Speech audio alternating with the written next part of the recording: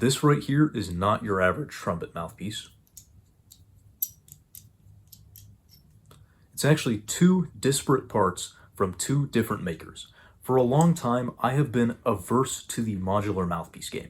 I've had mouthpieces that have had screw rims. I've even had a particular custom screw rim designed for use on one of my Bob Reeves mouthpieces because I don't like the rim that it came stock with. But as far as this interface here, this type of screw on top and screw on backbore, I have avoided for years just because I felt like I wasn't equipped enough to deal with it. I didn't know where to start, where to finish. I didn't want to have a whole collection of these disparate parts. But nonetheless, I eventually made the decision to get into it and bought my first and only screw top and my first and only screw backbore.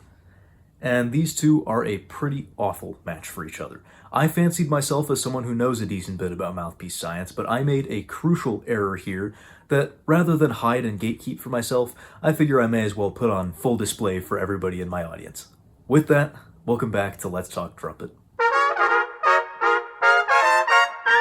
The power of the two-piece modular system where you've got a top and a backbore connecting with screw threads is you have the opportunity to take a rim and cup shape that you really like and alter the blow and the intonation of the mouthpiece subtly by changing out backbores. And these are the first two parts that I ever messed with. The top is a Pickett Brass 1.5A, and if you're a longtime viewer of the channel, that might spark a little memory that I happen to play on a one-off Bach 1.5A. It is close to the Bach 1.5A that I love so dearly. It's got subtle differences, like a little bit more flatness at the rim, maybe a little bit more room at the top of the cup and a little bit less down at the bottom, but it is very close to what I would generally use.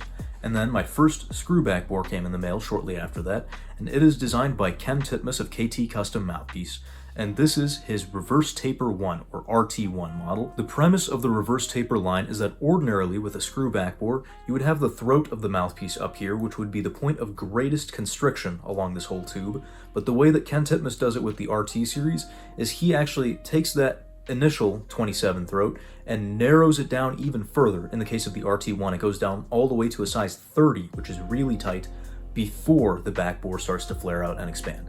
And even working its way down from there, it still is a pretty tight backbore. This is reportedly designed for the West Coast studio trumpet sound, so if you play on things like a Schilke 14A4A backbore, that last A designating a certain type of backbore, or the Reeves 692 SL, which is one of their tightest, brightest backbores, then you'll be at home on the RT1. The rationale for this particular failed mouthpiece configuration was my struggle with playing on shallow cups. Of course, I've spent years and years playing on these deep Bach A type cups, and as a result, I really struggle to go any shallower even than a Bach C. Sometimes a Bach C cup even will back up on me, but anything shallower than that, certainly I have to be extremely judicious about how I approach. So what I thought I would do was, for whether for lead or for pep band or just for general jazz or commercial playing, I would take a top that had a similar big blow to it, a similar deep bowl to my Bach 1.5A, and I would stick a lead trumpet backbore on it to hopefully put some more zing or spin on the tone and hopefully not back up as much as a shallow cup plus a narrow backbore. The trouble is, this was wishful thinking from the get-go, which I didn't realize at the time, and the execution was really not there. You are now about to hear my Bach 1.5A and this 1.5A modular configuration back to back, and I want you to listen closely and see if you can discern any differences between the two.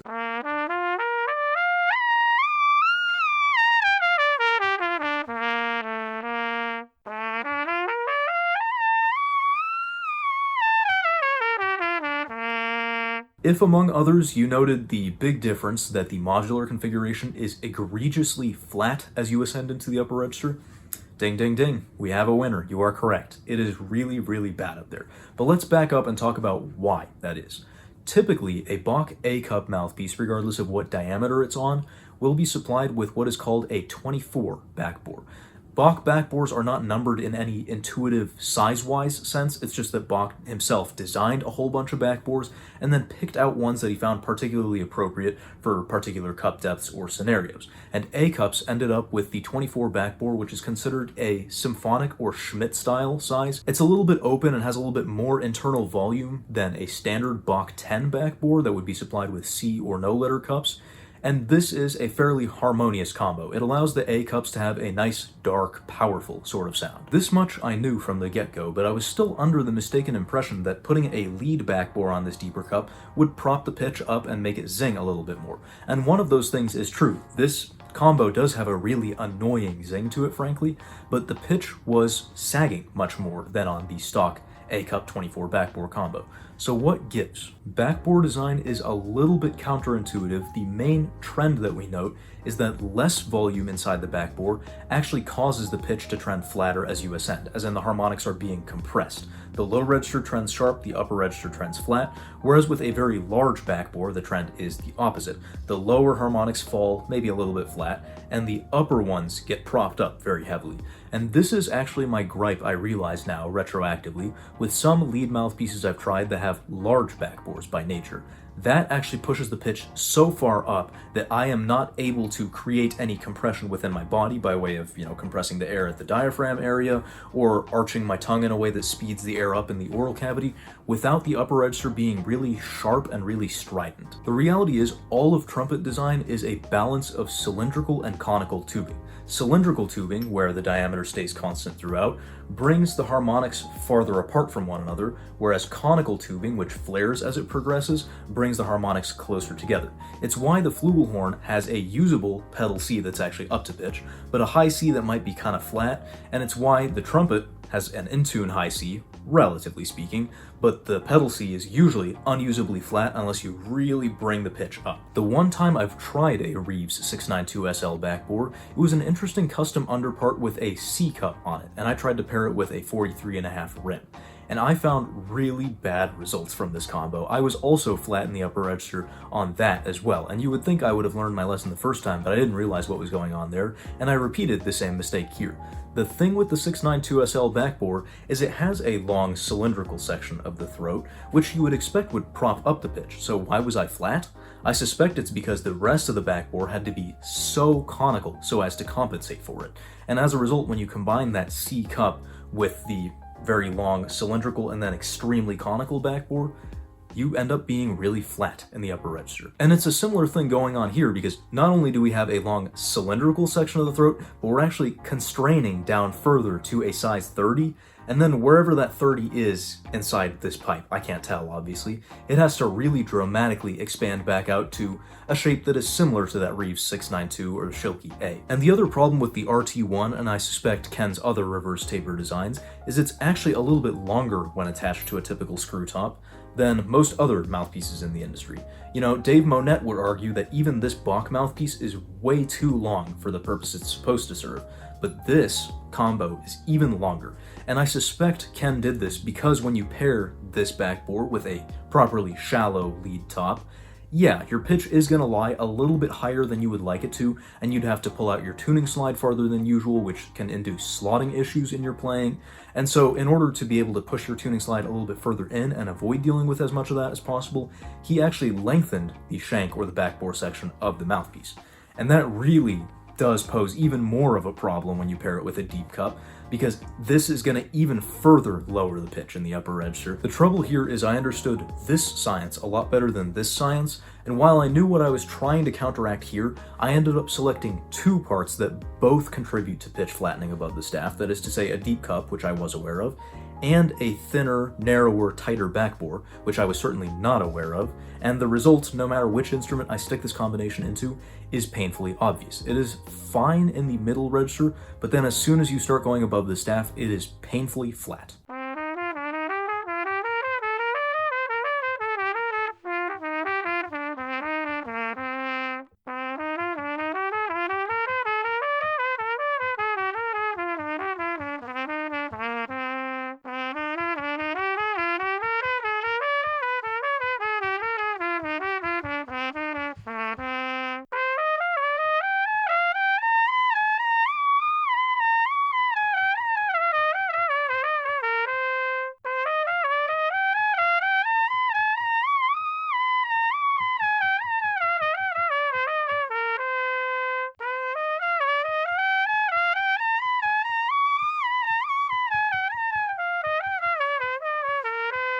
Just as a little palate cleanser, here's the same exercise on my Bach 1.5A. You'll notice it sounds a little more pleasant.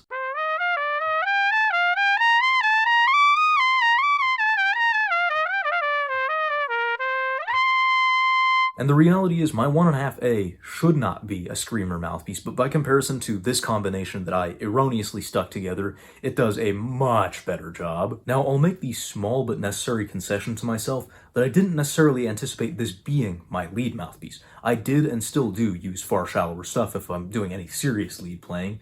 But the trouble is, I had hoped for a sound that was either more lead-like or more evocative of vintage record-style trumpet playing. You know, players like Louis Armstrong, who had that really bright, ringing sort of tone that is obviously really hard to imitate with an A cup. Even for me as someone who has a naturally bright sound, I would have to work really hard to get any Armstrong tone out of my Bach 1.5A. And so this was my answer to that. But even to that end, yes, this backbore does have a really sizzly, ballsy sort of sound to it, but it's being counteracted by a rather tubby sounding cup, and the end result is not particularly desirable. I wanted it to give me the Louis Armstrong tone, particularly on that Conn Cavalier peashooter-style trumpet, and that it did to some extent, as you will hear, but it's nothing that I would miss if I was playing just a true, shallow, tighter backbore type mouthpiece.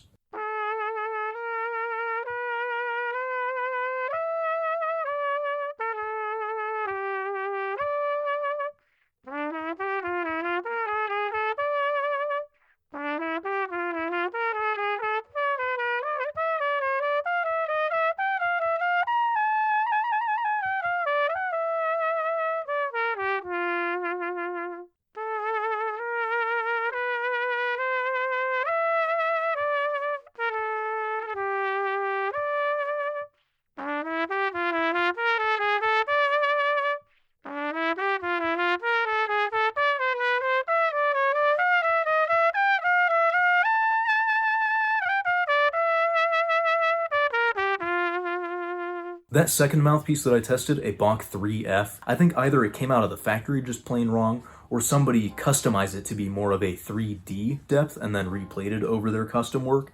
Whatever the case may be, it actually works quite well for me. And furthermore, it comes with Bach's 76 backbore, which is designed for lead or upper register use. It's not anything on the order of this RT1 backbore by any means, but it's a little bit tighter than the stock 10, and it does pair really well with that cup.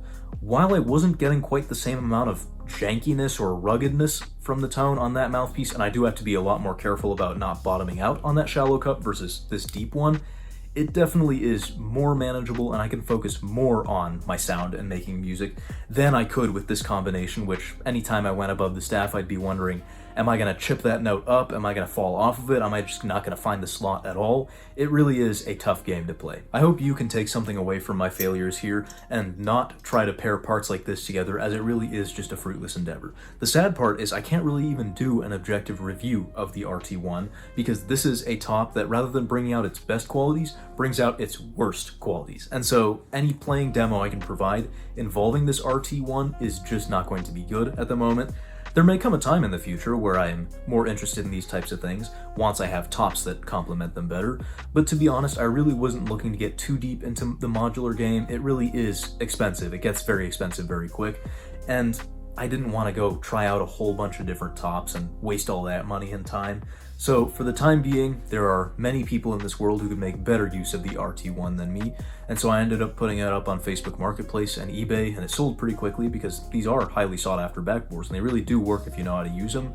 So I'm actually about to go send this off at USPS, and I will be keeping the Pickett 1.5A top for the time being, and I actually already have another Pickett backbore on the way that should match up to this top a lot better. It's something a lot closer to a Bach 24 in the sense that it is more expansive than the average rather than less. At any rate, I hope you enjoyed this exploration and expose of my lack of backbore knowledge. I definitely learned a lot from this process, and I hope you did as well.